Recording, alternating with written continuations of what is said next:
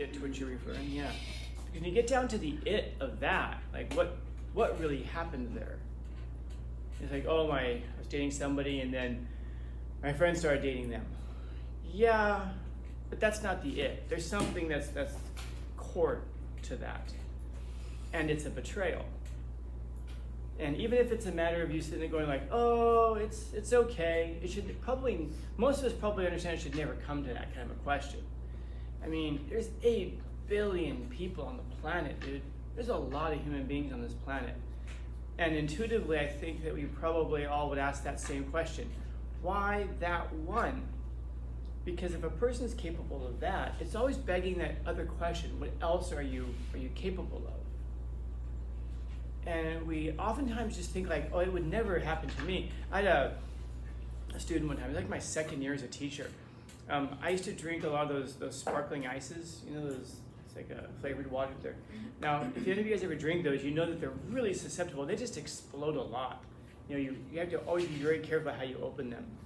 And so I used to put them in my fridge and I would shake them up a lot, you know, because I thought it was funny to offer them to people and then have them just explode all over the person. So I had this student who, we used to talk a lot. He'd hang up at my desk, we'd talk.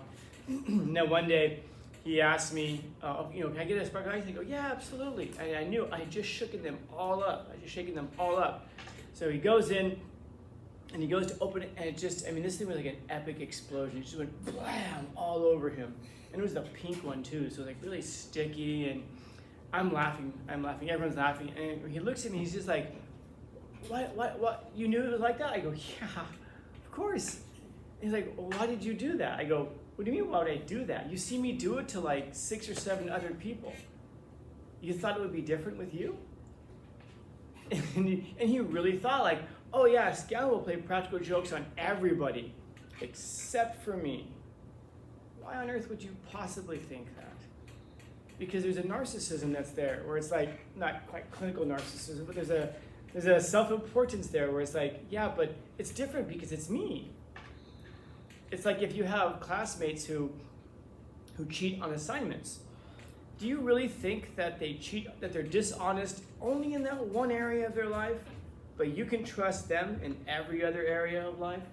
You genuinely think that they'll cheat on assignments and then they're going to turn around and tell you the truth?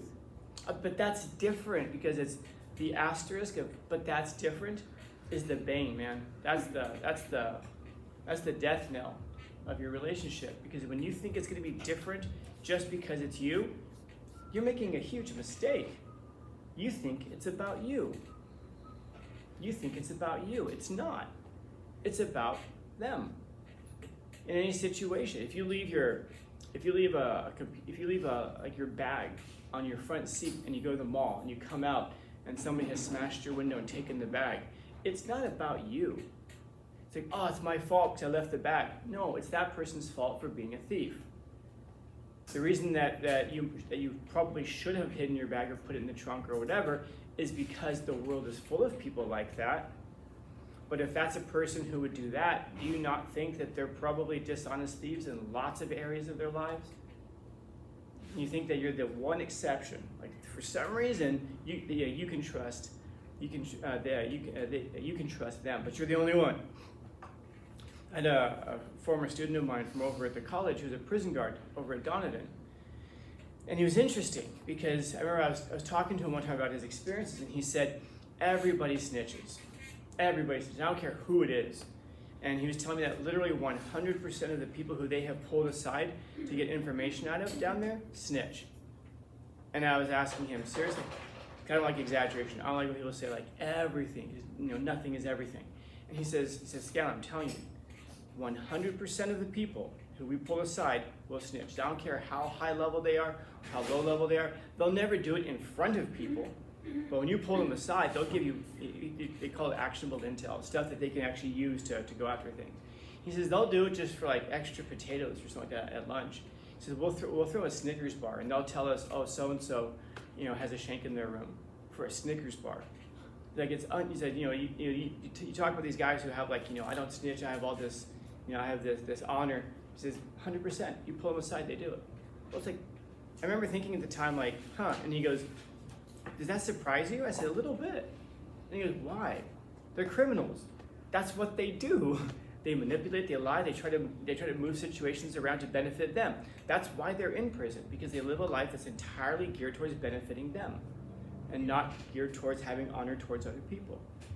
And I thought that's pretty interesting, because you find this over and again. And as much as we try to ignore it, if that person is going to do that, if you have a friend who then, if you have a significant other, you guys break up and your friend gets with them, that's not about you. It's about them. And if you're the person who did that, you got with your friend's friend, well, understand that you deserve what you get. And I don't mean that in the karmic sense of like, you did your friend wrong, so you'll get what you deserve. No, what I mean is this person has already shown you who they are.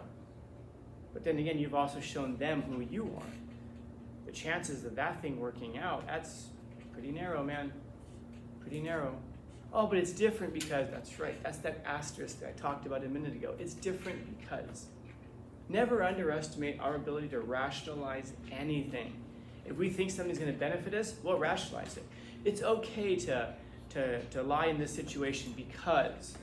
It's okay to cheat on this assignment because. It's different. It's okay to get with my friend's ex because it's different. It's always different when it comes to us, but isn't it always the same when it comes to everybody else? And that's because it's easier for us to see things out in the world than it is for us to see things in ourselves, because it's hard to reflect on ourselves, but it's easy to see the character of others, because it's really an understanding of ourselves. And so, yeah, others. And there's always a madness in love. A madness is craziness. And the kind of love that he's talking about here, it's vague. I'll say that. I happen to know what kind of love he's talking about here, because I've read this. He says there's always some, bless you, but there's always some madness in love. There's always some craziness in the things that we do for love. But there's also always some reason in it. There's always a reason that we do this. Love is not something, the way he's talking about it here, that's just entirely emotional. Love is a thing that you do. There are different types of love. There's a love that when you first meet somebody, you become infatuated with them. You see them physically or you see them mentally and you think, wow, you're really excited by that person. That's one type of love. There's another type of love that you have between your friends. That's very different from the type of love that you have with that person with whom you're infatuated. There's another type of love that you have between family members. And then there's this last type of love, which I'll reference throughout the year. There's a Greek word for it. There's no real English word for it. The word is agape. And that's a type of love that you do not out of emotion, but you do it out of duty. You do it because it's the right thing to do. Any of you guys see your grandparents together, and they don't seem like they really like each other much, but they're still together? And they're always arguing, and you ask them, why are you guys together? And they go, because that's what you do. Or somehow, someway, even if they're not arguing, even if they're not fighting, you ask them, how do you guys, Grandma, Grandpa, how did you guys stay together for 60 years or whatever? You don't really find that kind of thing much anymore. And they'll give you something like, I don't know, like never go to bed angry. But why did you commit to that? And their mindset's going to be very much like, because that's what you do. And you're going to notice that it's a very different mindset from today. If your friend comes to you, let's say your friend comes to you and they're trying to figure out if they should stay with their significant other, think about the kind of advice that we normally give. It centers around this cowardly advice that we often give, which is do whatever makes you happy. But first off, how can you possibly know what's going to make you happy in the long run? If you only know what's going to make you happy, you can only think that you know what's going to make you happy in the short term, but what makes you happy, doesn't that change constantly? Not only how you feel about things, isn't it always different? Like, what's your favorite song today? Was it your favorite song a month ago? Will it be your favorite song 2 years from now? What's your favorite thing to eat right now? Is it the same thing that was your favorite thing to eat a few years ago? Who are your best friends today? Are they the best friends you had 2 years ago? Are they going to be the best friends that you have 5 years from now? The way that you feel about things is constantly changing. And so if you base your life off of do whatever makes you happy, But your life is always zigzagging like this, and you're always trying to catch up and find out what it is that makes you happy, which means you're never able to commit to anything. Because you always have like one foot in. I'm 100% in as long as it makes me happy. But again, what makes you happy changes. Think about how your grandparents did it instead. I'm all in. We're married for life. But they're arguing and they're fighting. So what do? They figure it out. They work it out. Why? Because there is no plan B. You've committed to something. And so because of that, they're able to build a life together. That's why you are there to even hear them talk. Because they committed to building a life. They had children. And those children, your parents, had you. God willing, you'll have children of your own someday. But that only happens through commitment. And then the healthy relationships only actually flourish under that kind of a commitment. Because you can always depend on that thing being there. There aren't many guarantees in life. There aren't many sure things in life. And that's one of the things that makes life so scary. That things are constantly changing. You can never depend on anything. Isn't that one of our concerns that we have right now? Like the future is so uncertain. The future is always uncertain. But wouldn't it be nice to know that there's one thing that is certain, which is the person who's going to go into the future with you? But you can't trust other people. Yeah, but maybe that's a choice. Maybe that's the person that you're choosing as well. Where did you meet this person? What conversations have you had with them about those significant things?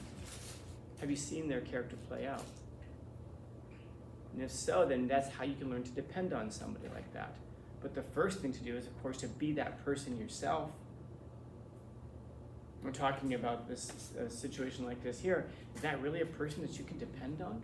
That's a person who got with their friend's friend because they just felt like it because they thought it would make them happy. Yeah, but it spoke terribly to your character. And it also indicated that you're the kind of person who will do whatever you feel like at that moment, which means you're susceptible to just being all over the place. You're susceptible to cheating. You're susceptible to being dishonest because you're not following a code. You're not following an ethical framework. You're just doing whatever makes you feel, not what helps you to think. And that's the type of love that he's talking about here. An agape, a love that you make out of commitment. You see something through. Whatever that thing is, it could be a commitment to a person. It could be a commitment to an idea. It could be a commitment to an ethical framework, to always doing the right thing no matter what. And to understand that you're not responsible for the outcomes of things. You're responsible for what you do. And if you do the right thing and things turn out badly, understand that it's only your perception of it, it's only your opinion of it that makes it bad. It's not bad. It's the right thing, it's the right outcome. Oh, if I tell the truth, I'm gonna get in trouble and that's bad. No, maybe getting in trouble, it's not good or bad, it just is. The thing that's good or bad is you and how you behave. If you do the right thing and things seem like they don't go your way, just understand that they did go your way. It's just how you're seeing it at that moment. Look back on it in 5 years, 10 years. And so there's always some madness in love. There's always some craziness in the things that you commit to. Why on earth would you commit to just one person? There's 8 billion people on the planet. That's insane, isn't it? Why would you commit to just telling the truth no matter what? Why would you commit to being honest no matter what? Isn't that insane? Well, in a world like this, that's considered insane. But it's only because of the world that we live in, and to feel comfortable in a crazy world is not a sign of mental health. That's a sign of insanity. So there's always some reason in your craziness. And hopefully that's what it is. It's reason. It's intellect. It's commitment on this mental level. Not just what makes you feel like something. Because lots of things are going to make you feel like lots of things throughout your life. And notice how it says there. It makes you feel. In other words, you're not in control of it. Instead of, I've decided to do this, regardless of how I feel, regardless of the emotional influence, I've decided to commit to this, whatever it is. Questions, comments, concerns, complaints, criticisms, critiques? Happy Monday.